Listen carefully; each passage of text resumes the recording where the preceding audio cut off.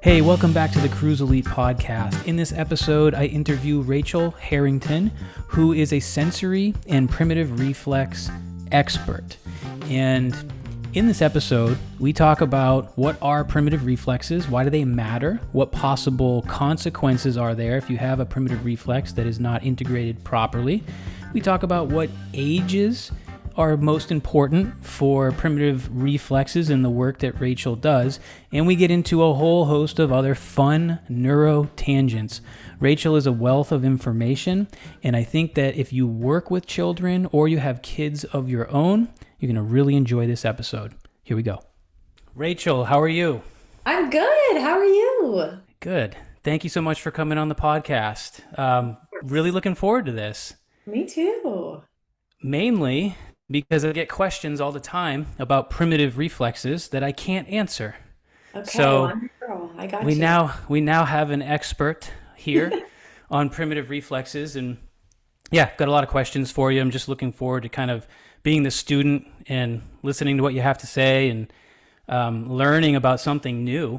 Why don't we, just for me and our listeners, let's start with who are you and what do you do? Okay. Two great questions. My name's Rachel Harrington. I'm an occupational therapy assistant by trade and a certified primitive reflex clinical specialist. I got that additional training in 2023.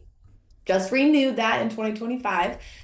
And I have been a therapist for 11 years and primarily working in peds or pediatrics in outpatient sensory clinics. And what I think is so fascinating about my role, just like a little history lesson, when I was in school, I learned about like 5 primitive reflexes and I had to memorize the patterns of what they were.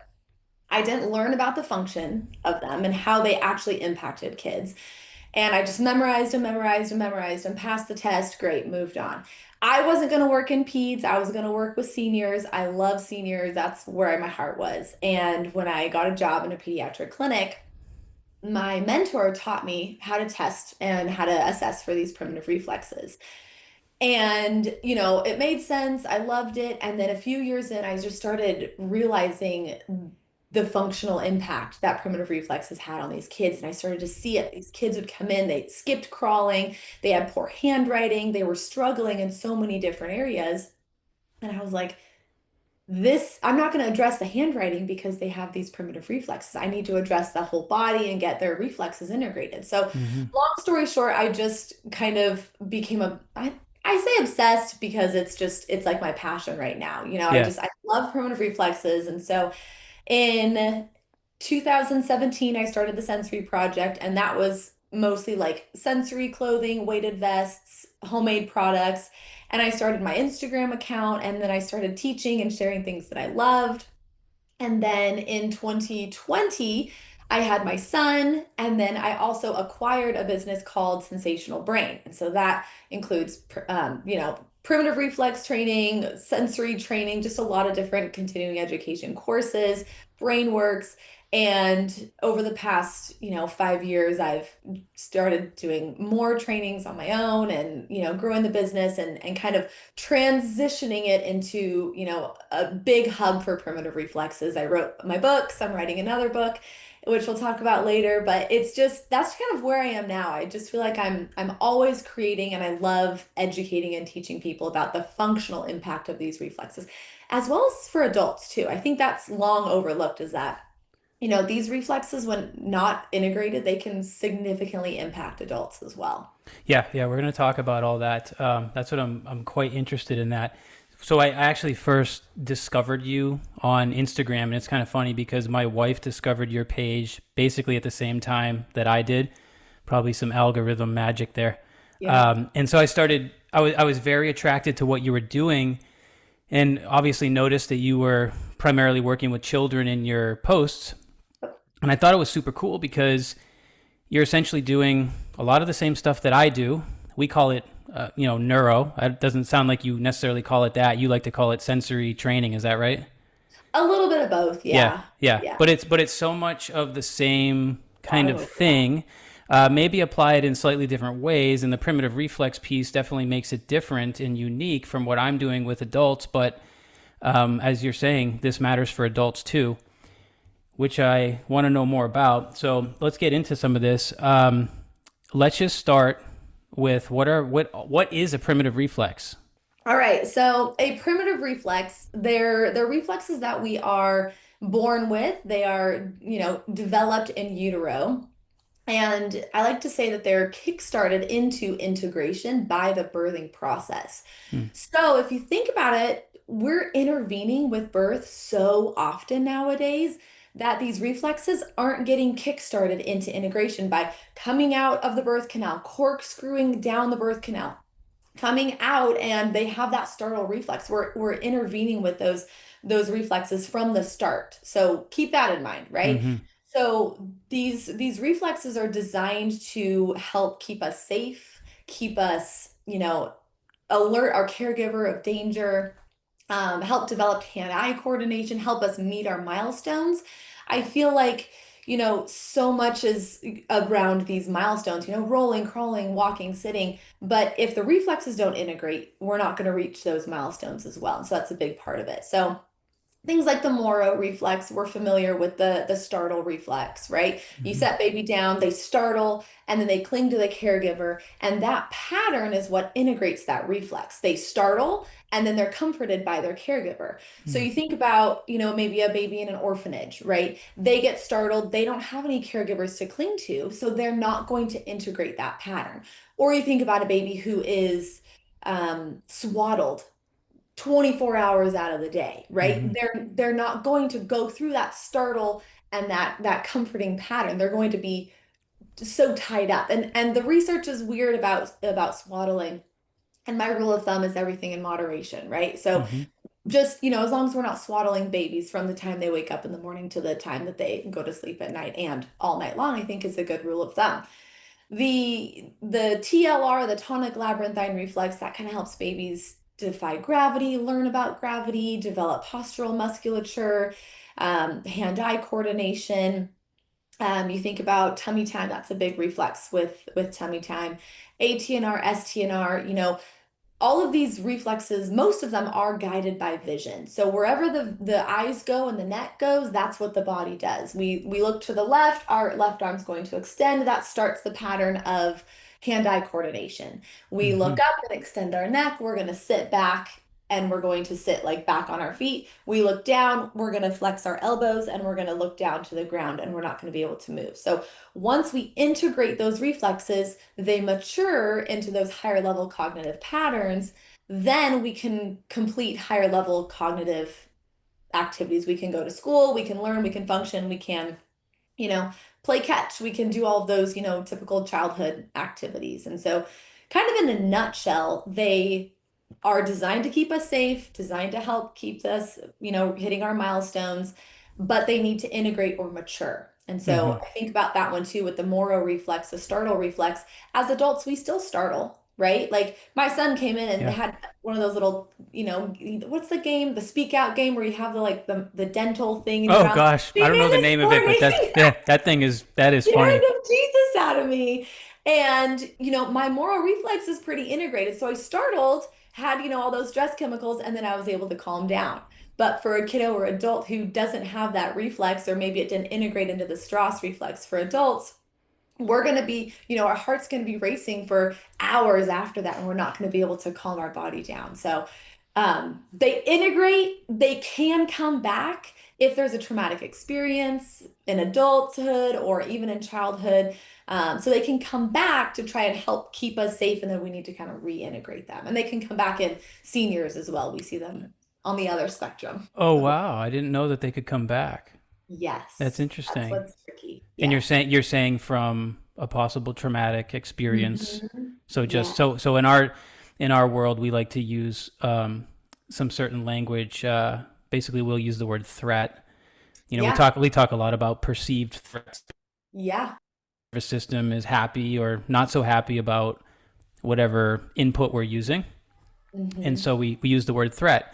So I'm wondering if an adult has a nervous system that is under a lot of perceived threat, whether it's build up over time or maybe a specific experience, you're saying that those can actually come back. Yes. Wow, that's interesting. as a protective measure, Yes, makes total right? sense to me. Yeah. Exactly. That's a big part of what we always talk about as a protective Yeah. measure. Just that's cool. That's interesting to Yeah. know. So, okay, possible consequences of primitive reflexes, and you're using the word integrate, and I just want to make sure that I understand. So, when a reflex is integrated properly, are we basically saying that based on hopefully a natural process that takes place and within, I'm assuming, a timeline, Yep. a reflex that was there to keep you safe and Yep. protect you based on where you're at in the moment, age, on that timeline. Um, are you so? Are you saying that there could be instances where the reflexes don't essentially get canceled? Is that how I should look at it? Yes. Only because when I use the word integrate, I use it, I think, differently in terms of exercise. So usually when I think about the word integrate, I'm thinking about integrating different systems together. So Hmm. if we do a vision exercise with somebody, Yeah. eventually, if that's an isolated vision exercise, we want to then integrate it into activities that have more proprioception or vestibular input. And so I'm trying Yes. to make sure I understand your terminology with integrate Yes. properly.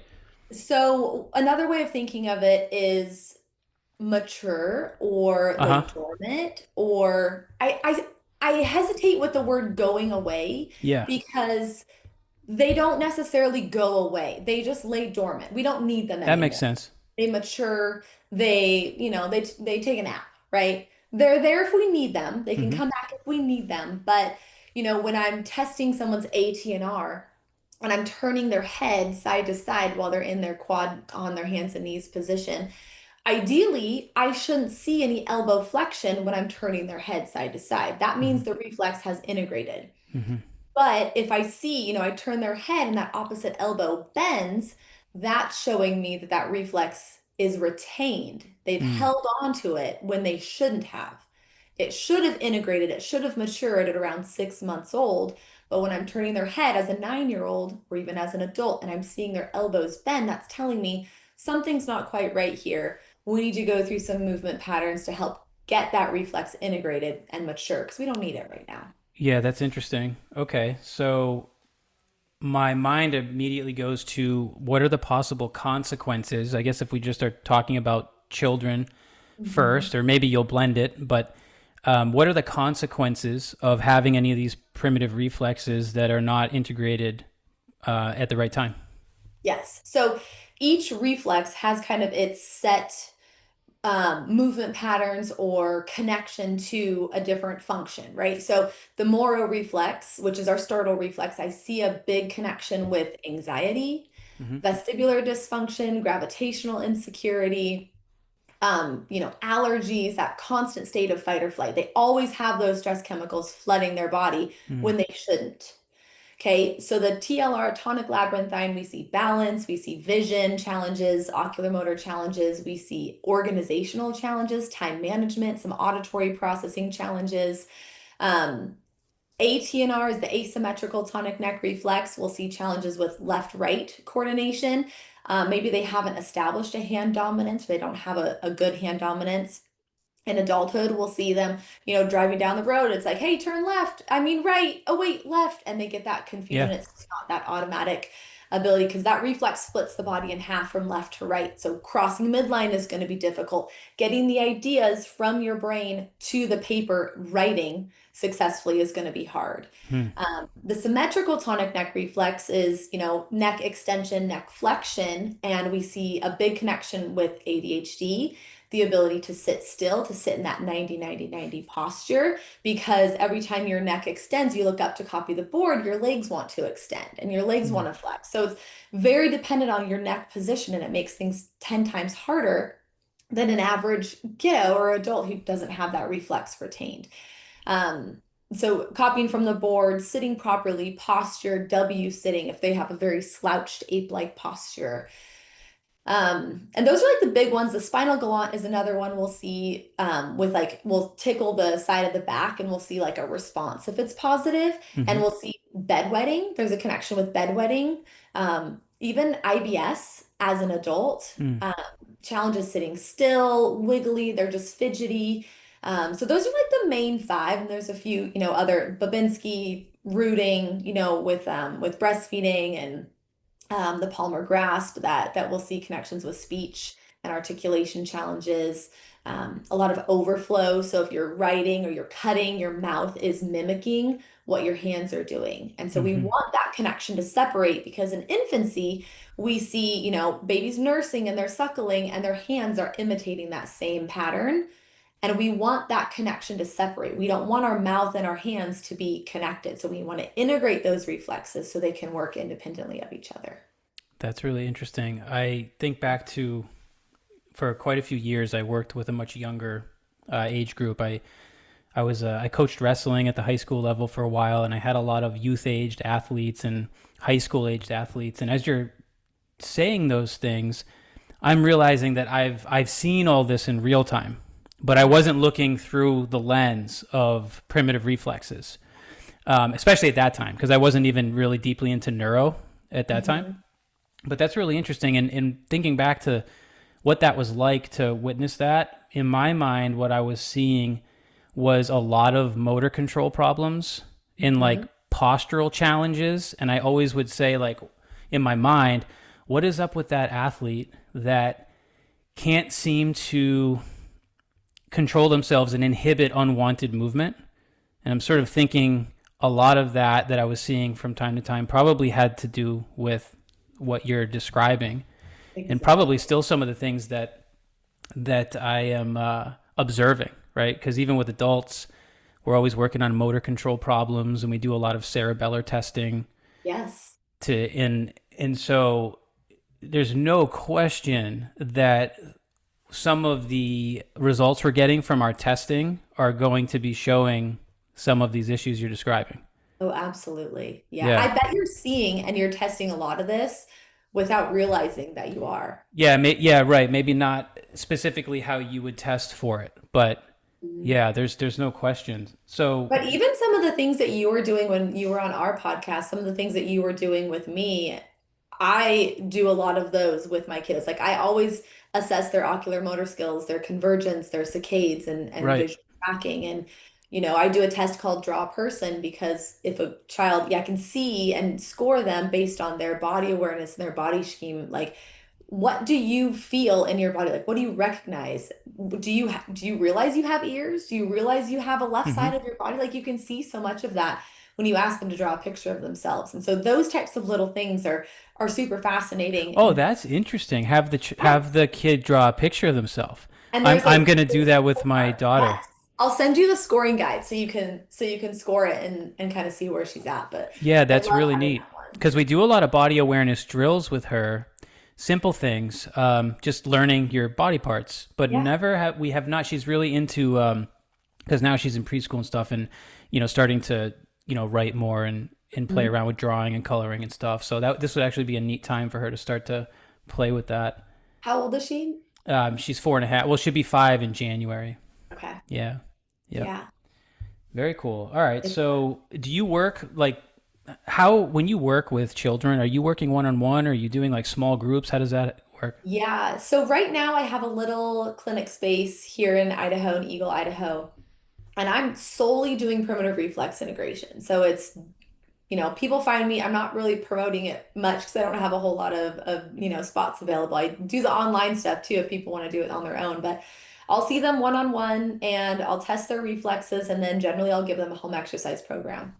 So it's very individualized. These are your reflexes we're going to work on. We're going to do it in a specific order. We're going to integrate them in a specific order. And, generally we see I always say we see a regression before progression, Hmm. especially with the moro reflex. So if a kid comes in with a really severely retained, I say severely, I scored on a, 0 to 4 scale, 4 being severely retained. Hmm. Generally they're going to have a lot of behaviors, a lot of emotional meltdowns in those first 2 weeks of implementing those exercises, which I'm sure you probably see that a lot with your clients as maybe you see that with your clients, or maybe It, it's just like instant. what? What exactly do you mean? Like when you're implementing exercises, Yep. neuro exercises, do you see a regression period with your clients or do you feel like it pretty when it clicks, it makes a difference and it helps. So it depends. Usually, when we're working with people and we're trying to teach them new skills based on what we think they need, a lot of times, we have what we call stacking. So stacking is when you take several different inputs and you basically combine them to try to make a stronger stimulus so that you can ensure that the input you're driving is going to the right place and getting there. Yeah. And sometimes with an adult who is compromised in some way, the more multitasking you give them, the worse they do.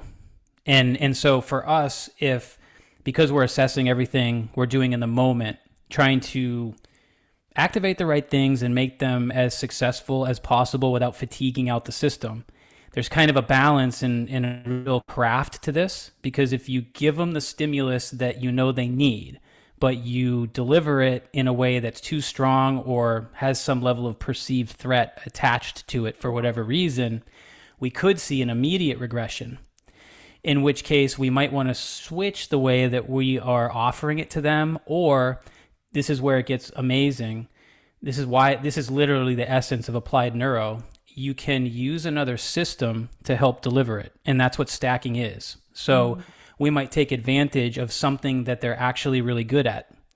And we might have them do that at the same time as the thing that they're not good at, or the stimulus that was once perceived with more threat. And so that kind of stacking takes place, which can increase our ability to help them make faster progress without those crashes and regressions. Yeah. So there's a lot of thinking that goes into it. And also not fatiguing out a system that is struggling, because it's so energy expensive to do. Some of these things seem so simple. People look at what we're doing, they're like, okay, follow the tip of a pen into your nose and back out. That seems silly simple. But if you, as you know, like if you have vision issues, all of a sudden that becomes incredibly energy expensive. Yes. And giving people what they need doesn't always ensure you're going to get the result you want. So we're always trying to figure out the dosage and respect that through assessing and reassessing. So yes, we can see regressions at first, and then we try to tweak what we're doing so that we can get the result we're looking for. Love that. Yeah. So I'm wondering how parents find you for their children, because very few parents are going to be able to, they're not going to have the education necessarily, unless maybe they had previous education through you, which I'm sure some of these folks are finding you because of that. But how does a parent look at their child's movement or their child's behavior and at least get a few clues so they could be like, oh, maybe I should find somebody like Rachel to help? That's a really good question. I think, when it comes down to it, your instinct as a parent is pretty strong. You can identify if there is a challenge. If your kiddo skipped crawling or they scooted on their bum, that's going to be your first clue as to something's not quite right. Like it's not just this cute thing that, Right. babies, they just don't skip this milestone because they're super strong or they're super skilled or they don't need to. It's like there's typically an underlying reason. So that's kind of our first clue. If they're skipping milestones, if they're delayed in their milestones, if you had a traumatic birth, if maybe if you adopted a child or you're fostering a child, then we're going to start identifying these big emotional meltdowns. We're going to identify some sensory challenges probably. Mm-hmm. We're going to see them struggling with just normal childhood activities like playing catch or playing sports. Can they do cross crawls? Can they even cross midline? Can they hold a pencil properly? Mm-hmm. Right? So you start to see these challenges come into play, like maybe this isn't age appropriate, or maybe they're behind or they're really struggling to focus. So that's generally, where we'll see. And oftentimes kids are coming to me at after they've started kindergarten. It's like their teacher said that they are really struggling to sit still, or they're, having a hard time focusing, or they'll come at 8 or 9 and they're showing signs of dyslexia and ADHD, and they're like, we need something, maybe they have another diagnosis, maybe they don't. Those are some of my favorite clients to work with, where they Mm-hmm. come to me and they're like, we don't have a diagnosis of anything. Like my kid is smart, like they're doing really well, but there's some fine tuning. They, are struggling with those, playing sports with their friends or, making friends or just some of those underlying childhood activities. And so that's when we can assess those reflexes. And I actually recently assessed a gal's reflexes, and she was so strong, so coordinated, but so anxious. And everything was integrated except for the Moro reflex, which doesn't happen very often. Hmm. Reflexes travel in packs. Like generally, there's going to be multiple reflexes retained if there's one. But this girl was doing really well, just needed to integrate that Moro reflex so she could get out of her fight or flight. And what was the age for her? She's 9. Oh, okay. 9, yeah. Interesting. And And how did that present, that particular reflex? so when I'm testing it, or what did I Oh see yeah, them? yeah. Well, that let's talk about testing. I'm Yeah, curious about some of the tests that you run. I know there's a lot of these reflexes, and you probably can't hit them all. But if we could yeah. talk about some of the ones that just come to mind first, it'd be cool. Yeah, big one is the Moro reflex. So what I have them do is lay on their back and they, rest their legs, rest their arms. I hold their head with my hand Hmm. and I'm just looking at what their body's doing. Are they tense? Are they tight? A lot of my kids can't even get into that supine position comfortably. If they can't get into that position, then I know that reflex is integrated. So I hold their head and I have them do, count to 10 or say your ABCs, and I kind of move their head around and I'll drop it and catch it with my other hand. So what I'm looking for is, can they completely relax their neck? Can they, relax and trust me when I drop their head? Is their body startling or are they completely relaxed? Hmm. So for that specific client, she was extremely tense, couldn't relax her neck, couldn't give me control, even though she knew what I was asking her to do. She was very aware, very smart, but she couldn't relax her body. And so when you're Hmm. in that constant, like tense tightness, and you can't trust another person to catch your head and to relax, then that's a pretty strong sign that that reflex is retained. Interesting. And so that's you'd think that was driving a lot of her fight or flight responses. Yeah, I do. Probably And some. she also was adopted. And so I think that's Oh, I see. important to keep in mind, Yep. adopted from birth, but still, Yep. really great family she was adopted into, and they're doing all the things. But, there's only so much that, we can control at our level, right? A lot of it is just biological. And are Yeah. those needs being met? I can't help but think we don't have to go down this rabbit hole too deeply Love because rabbit I'm holes sure it is one. though. Yeah, maybe you'll want to. Um, I can't help but thinking that nutrition has to play a role in this, right? Mhm. And the reason my mind goes there is because a lot of times, I mean, we spend a tremendous amount of time inside our community talking about how important good nutrition is in fueling our body for actually having neuroplasticity take place, which Yeah. essentially means whatever exercises we're practicing, eventually we want them to stick so that we have Yeah. long-term results. So we talk a Yeah. lot about how important fueling is, and we are always talking about for adults that have a hard time getting results to stick and they try so many different therapies and interventions and nothing really ever seems to take, even though they get some temporary results, nothing really takes long term. How a lot of that comes back to what we call fuel capacity issues and floating pain symptoms, around the body, just a lot of dysregulated types of responses. So I Mhm. can't help but thinking that with primitive reflexes, proper fueling and nutrition probably is a big part of it because if we don't have that, it's just another layer to all of the perceived threat. Well, yeah, that's a great point. And I can even go down that rabbit hole even further. When I'm seeing a client, I'm generally referring them to a functional medicine practitioner to get a Oh, tox cool. test, right? So we're Yeah. ruling out heavy metals, we're ruling out mold, we're ruling out, potentially parasites, right? Because again, if we're drinking water that is full of chemicals, if our air is full of chemicals, if we're eating food diet every meal, we're not going to see progress, right? Right. So it's such a holistic approach. Like, yes, Yes. doing the primitive reflexes, we're integrating those, but also if we don't change the lifestyle, nothing's going to change, nothing's going to stick, like you Yeah. said. Yeah. We've got to eat clean. And I say clean, like for kids, it's hard to get them to eat clean, right? But it's Yes. like avoid the food dye, eat organic whenever possible. Like those little changes, get an air purifier, filter your water. Um, throw in some supplements that might support, detoxing. I think a lot about the MTHR gene mutation, right? If our kids aren't detoxing, then they're just going to be stuck and holding on to that. So I think that's a really important factor to discuss. Like if we're stuck, if we're not seeing progress, if that's, if we have clients who are stuck and they've gone through the reflexes and they're not, completely integrating, we need to make sure that we are assessing the whole picture because Makes sense. it's not going to help if we're just doing that one piece. Do you do anything with kids with breathing? I do. I do. Probably it's harder to do with that age group. That's for It sure. is. My go-to is like the Hoberman sphere, right? The breathing ball. Oh, I don't And know what it is. it's like one of those, it's like a little plastic ball. It looks like I can't even think of the word, those old plastic toys that you connect together, but basically it starts as a small ball and then Hmm. you open it and it like expands Hmm. and then it comes back together. So I'll have them practice, filling it up with their air so that Hmm.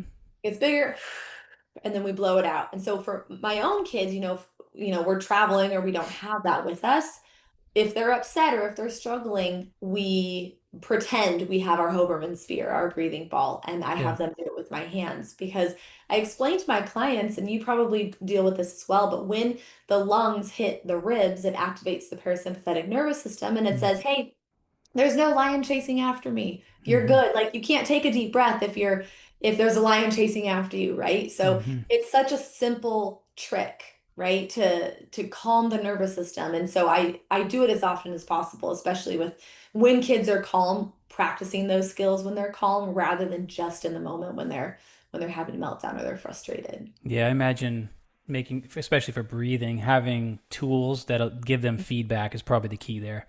For sure. Pretty Yeah. hard to give a voluntary breathing drill to a I kid. I mean, know. it's hard enough for adults to do it, but the feedback's key. I saw you actually playing with a few breathing tools on your Instagram at one point. Yeah. I forget what it was, but it It's looked. the We Be Calm. It's Oh yeah, so cool. Yes, it's yeah, so that looked like a cool. good one. Yeah. That's cool. I like Hmm. it too because it connects the convergence as well. Like they can take their deep Oh breath, yeah, blow it yeah. out, they have to sustain that breath, and then they can converge their eyes and look at that little ball that's in the tube. I saw you also doing. I was going through some of your posts, and I saw a kid tracing a figure eight with, Yeah. I think it was with their index finger or something. Yep. And I'm glad I remembered to ask you about this because we do a lot of motor control drills Yes. with our students and teach them how to teach this stuff to their clients. And we are always using very circular movements. Mhm. Basically, we have what we call a shapes continuum when we're choosing the shape that we're going to create with the body. And the continuum's pretty cool. It's just a nice visual. It starts with a dot on the continuum, and a dot would represent like an isometric contraction, so no movement really to speak of. And then a dot turns into a line, Mhm. vertical or horizontal. And so as we kind of keep moving down the continuum, eventually after lines, we have half circles or full circles. Then eventually we make our way into like figure eights. And the reason why we teach the shapes continuum is because the complex nonlinear types of movements are extremely activating for the cerebellum. So Yeah. when we do cerebellar tests on adults and we find that maybe they have a left cerebellar deficit, and now we have to select some exercises to help train their cerebellum so that they can move with better rhythm and accuracy. I saw you doing figure eights, and I was like, oh, that's cool. We do a lot of figure eights, and we like to progress our movements into figure eights. And so I wanted to ask you, how much of that do you do, and why? Is the thinking similar, or is it different?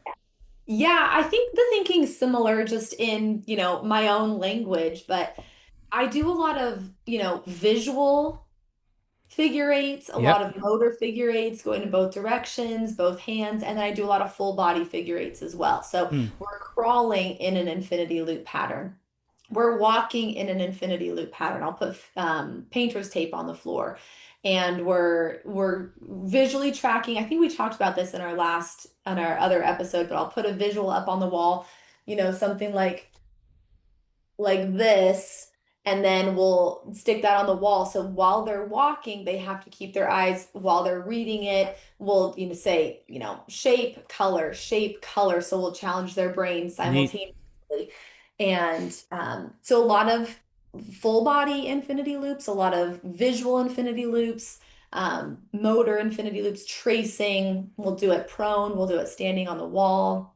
But really the goal is to cross midline, right? If you Yeah. can't cross midline, it's a big ATNR, asymmetrical tonic neck reflex. If you can't cross midline, you're not going to be able to write, you're not going to be able to read, you're not going to be able to, drive a car and look behind you because your arms are going to go the same way, right? So a lot of those types of functional aspects, and I think it's so fascinating and so overlooked, right? It's something that most people aren't thinking about, but my 3-year-old really struggles with cross crawls, right? And she's Hmm. young, right? Hmm. But we've been practicing our cross crawls, and she's finally gotten to the point where she can do her balance and she can cross midline with those cross crawls too. And Nice. it just opens up the world of possibilities of being able to write in the future, being able to read in the future, and Right. and Hmm. play as well.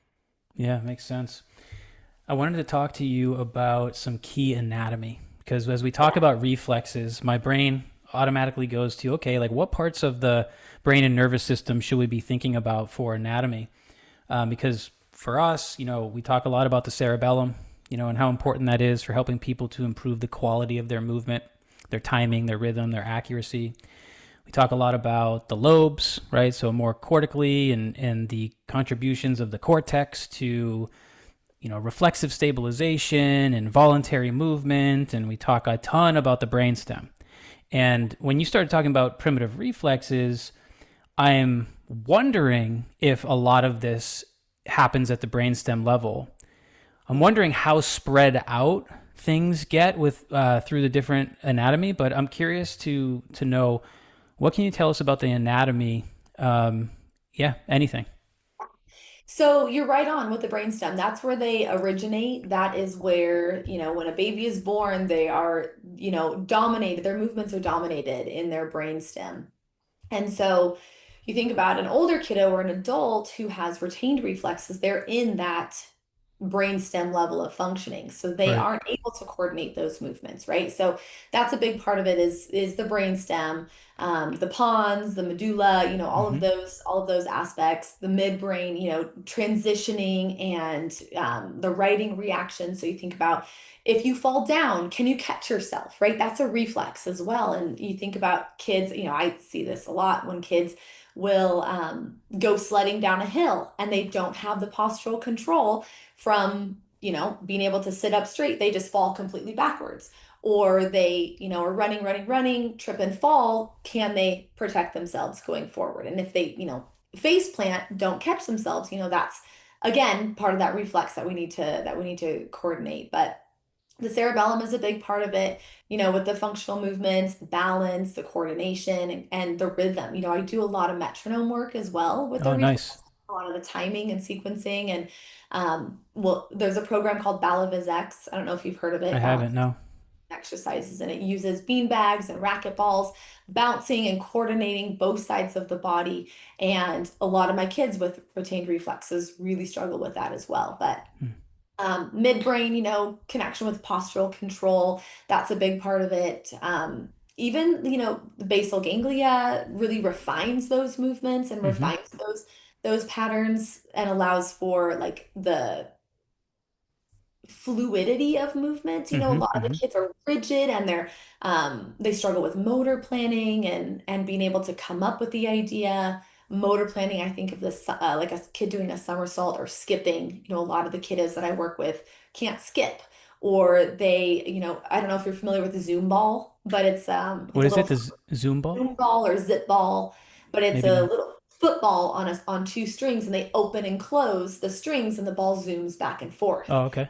So I look at that one too a lot with the fear paralysis reflex. I don't know if you're familiar with that one, No, but this one, I mean, I'm kind of going down the rabbit hole. I apologize, that's but all right. We it's like rabbit all it's holes. all connected. And so Yes. the fear paralysis reflex integrates into the Moro reflex in utero. So it's not technically a primitive reflex, but more of a reflex in utero. And it's a safety reflex that is very early on. So if mom is in a, let's say a car accident, for example, and she's 6 weeks pregnant, newly pregnant, that reflex basically tells the baby to freeze and not take anything from mom. I don't need any blood or anything. Just you take care of you. I'm gonna freeze like deer in the headlights. And then when you're safe, then you can start giving that, the blood and all the things back to me that I need and all of the oxygen and everything. So when that reflex doesn't integrate in utero, we see a lot of like the deer in the headlights. Hmm. And that one is very, very, very low brainstem, right? So selective mutism, perfectionism, like if it's not perfect, I'm not doing it, I'm melting down. So that's a really interesting component as well. Like there's the primitive reflexes, the postural reflexes, and and the reflexes in utero, like the fear paralysis. So Interesting. did that answer your question? Yeah, no, It's it's kind of it's the whole pattern here. yeah, which makes sense, and it's fun to hear some of the same key anatomy areas, Yeah. that we often talk about when you're training children, for whatever reason, whatever you're observing, whatever reflex you think is the most important to be going after. What kind of work is required there? Like, what is the commitment to that before you start to see the reflexes integrate? Yes. So I generally recommend doing the exercises at least 1 to 2 times per day Hmm. for a minimum of 30 days.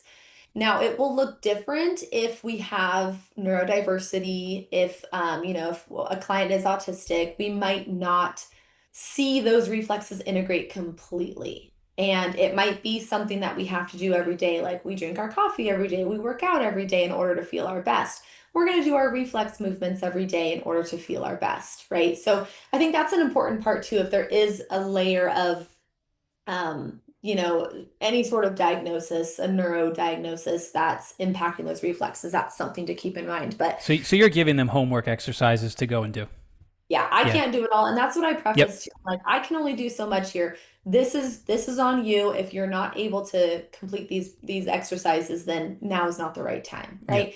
So then I often like to pair that with like a program like advanced brain technology, the listening program, the safe and sound protocol by integrated listening system, just to really tap into the vagus nerve and try and get everything calmed and organized before we kind of, set the brain on fire and Yeah, say, yeah. Do you ever have weird experiences where you feel a reflex has integrated like almost immediately, and you're just kind of scratching your head like, well, okay, that's good news. Don't know why it happened, but cool.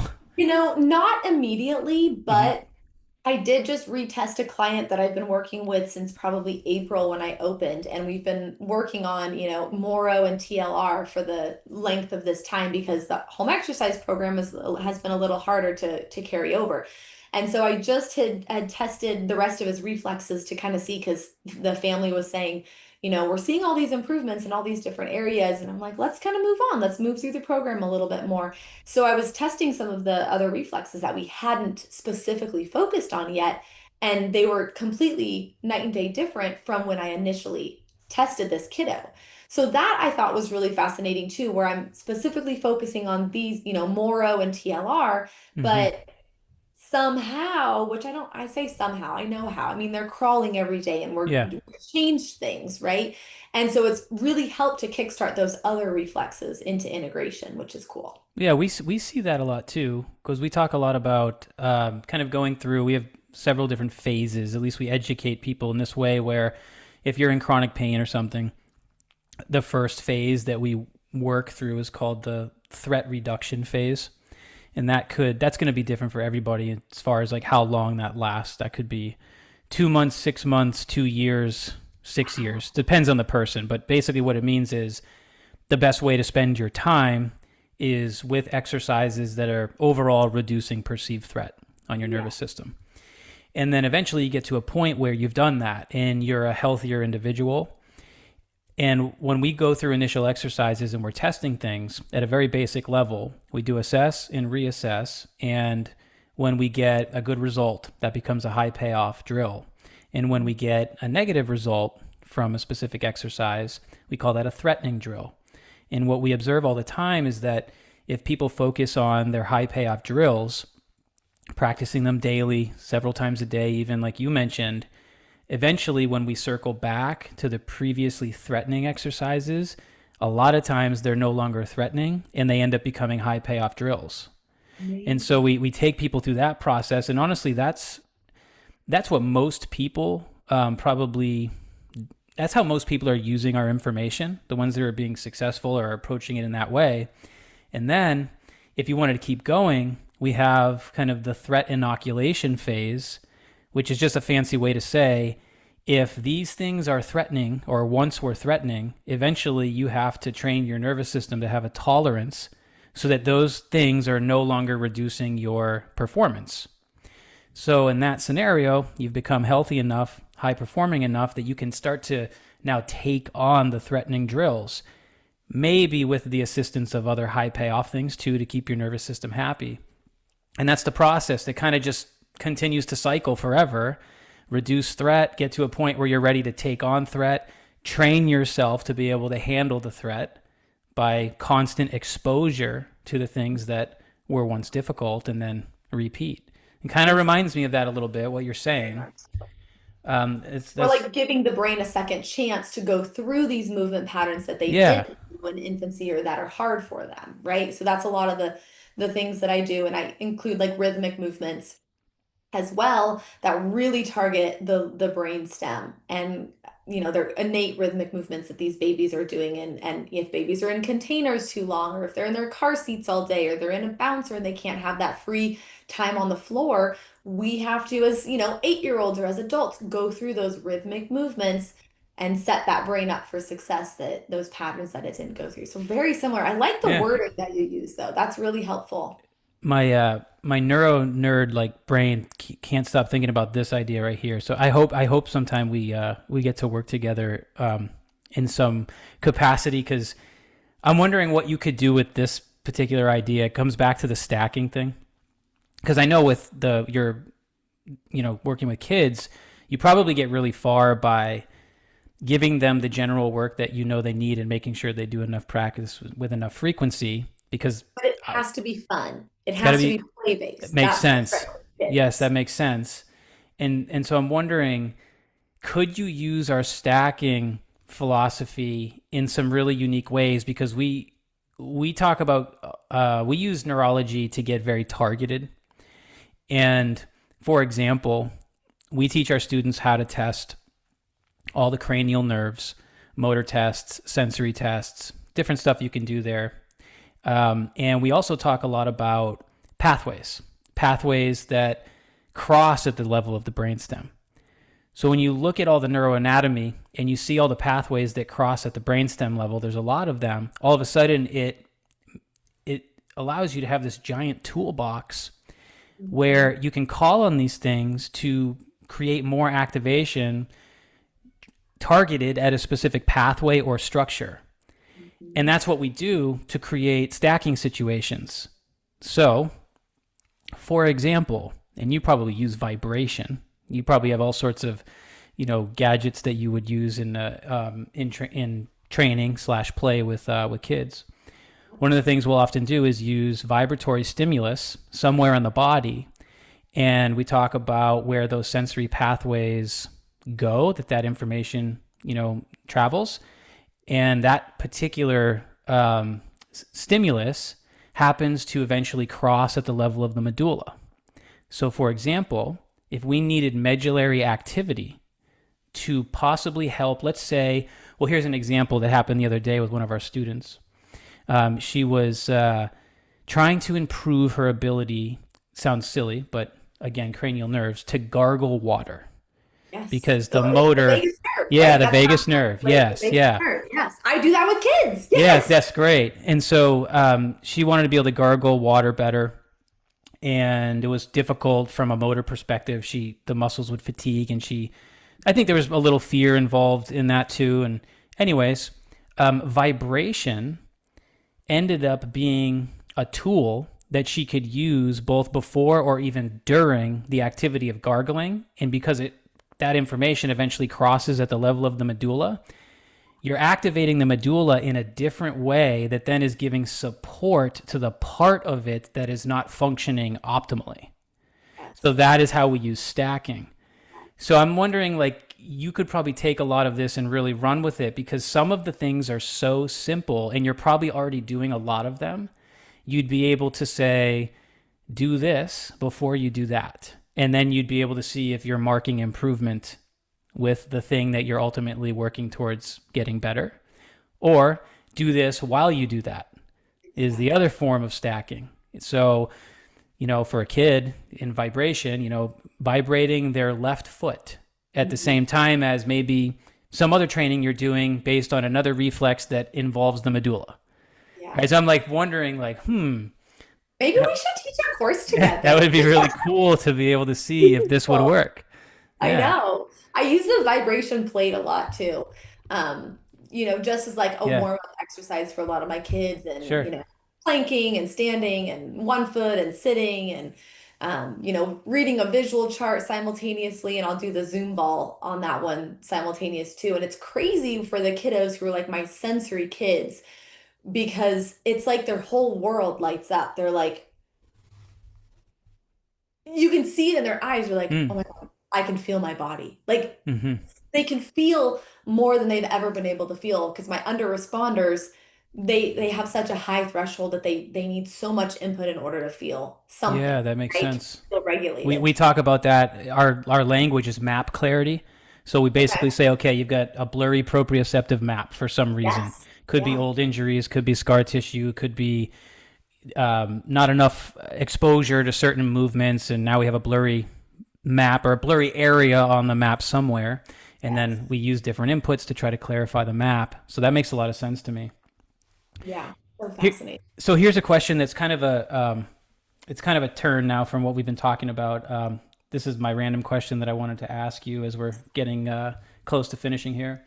But I wanted to ask you about activities that we could have kids do when they are showing signs of emotional dysregulation. Yeah. My first one is crawling, and this is Nice. not just for kids, this is for adults as well. And I get the Mm-hmm. strangest looks when I tell grown-ups to get down on the floor and crawl like a baby. Nice. Proprioception, it's crossing midline, it's using both sides, it's having both sides of the brain communicate to each other. So crawling is a good one. And then like hookups is what they're called. So you cross your arms Mm-hmm. and then you bring them up tight to you, and then you cross your legs, and then you'll switch and you'll do the other side. Oh, That's cool. a good one. Um, I also love, How would you do the legs on that? Just so I I just understand. cross my legs. You just cross them. So Yeah, so it's the not so like this. It's so they're just cross. alternating. The legs are alternating the cross too. Yes. Yeah, gotcha. Yes. So we'll switch sides. Yep. So we'll do those ones. Um, and then for my kiddos, in the moment, it's usually a proprioceptive based activity. So it's Mm-hmm. usually heavy work, it's compression, it's stretching of the joints, the muscles, the tendons, it's any type of, hug or joint compression or, any sort of squeeze, hanging, that I type of. saw you. I saw you taking a physio ball and Yes. rolling it on. It might have The been. kiddo. Yeah, yeah. Yep. Yep. That was my I daughter. thought that was Yep. a great idea. Good use of the ball. Body. And what's crazy is I ask my kiddos, do you want me to push harder or softer? And that gives you an instant, you know, clarification of are they craving this input or are Mm. they good? Like they don't need any more. And most of my kiddos are like harder, harder, harder. Like they Yeah. just need more input because you think about from a sensory standpoint, their threshold is so high, they need more input in order to feel it. So I think too about, on a different tangent, my sensory kiddos who are bouncing off the walls, they're getting in trouble in school, they can't sit still. They're trying to meet that high threshold by jumping and crashing and touching and doing all of the things to meet that threshold and to get enough input to just feel like you and I are feeling right now.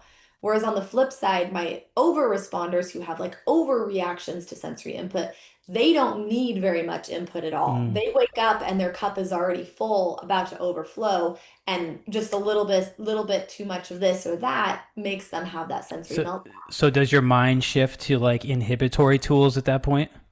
Usually proprioception Okay. for the overresponders. The So overresponders. generally they need slow, coordinated, crossing midline, Hmm. proprioceptive based activities. Gotcha. And then what about do you ever have the mindset of let's cancel out some input? So for example, recently we had bought our daughter noise canceling headphones. Yeah. We're going to a concert this weekend, so we wanted to be able to give her nervous system a break. Yep, for sure. Right? That's a big That's a part of it. thing. Yeah. That's a big part of it. Yeah, that's a pretty common tool is noise canceling headphones and wearing a hat, wearing Yep. sunglasses, Yep. visual stimuli is too much. Chewing gum is another good one, another regulating tool. I like to use sour spray as well, like sour candy spray, Oh. because it kind of just alerts the nervous system for kiddos who are, chewing on things and just can't get enough oral input. That's another Hmm. tool that I'll use. Weighted vests, weighted Yep. blankets, those Yep. types of tools as well. And then, for the tactile system, which is kind of unique, it's, always working, it's always processing our clothes and having, it's having to modulate that input.